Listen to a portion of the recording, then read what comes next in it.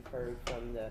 But what really stuck out with me is what she said in her own story about how the mother was being beaten, also to distract. You kind of want to talk about that. Should be another chapter of the relationship between her and her mother, because that'll also show why there's a level of disconnect, why it took her, why she finally was able to say something after all of these years, to finally find her voice to say something, because that relationship with her mother was so battered and bruised between the both of them. That kind of should be a whole chapter in itself too. So what I'm seeing and what I'm hearing, like I said, everything that's being said is valid. And there's what was, when I was looking at it, and I'm saying the voice change is going to happen all throughout the story. You're speaking, and that very first part, whenever you're giving the reason why the story's being told, that's usually in the prologue, and people often skip that part. They say, oh, I want to get right to the story, and they skip those introductory pages. And they shouldn't, because there's a lot of information in those pages, but that's where that belongs. So and I see that you felt like after you were right, you were still kind of explaining even afterwards, after a root story. All of that should be together, and then root story is starting off the story. So it's root story. You kind of introduce it in the introduction. We have her the first interview with her.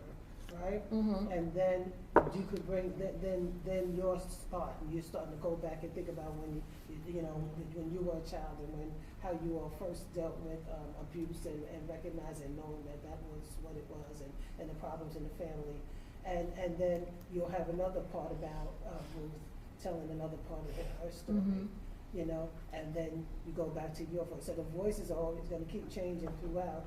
And you go back and forth, and and eventually you're offering some type of remedy, some type of help, because you're going to get to her now, finally, and what it's. So you're showing her story, what it's done to her, and the help you're seeking for it. And one was using your voice, okay, by telling the story, and that's how you get the help.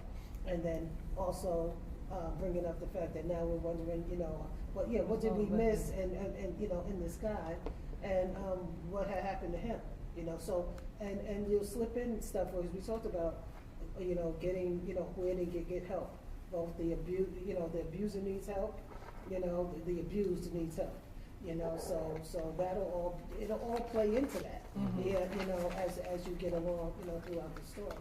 Does that make sense? Yes. I believe, like, the way I was like what happened to this guy, I believe the language could make its intonation, I don't know what I'm saying, make its point without going into it. Right. Just the language here and there. Right. Like just a statement. Not taking the focus off of her. Right. And then when you speak,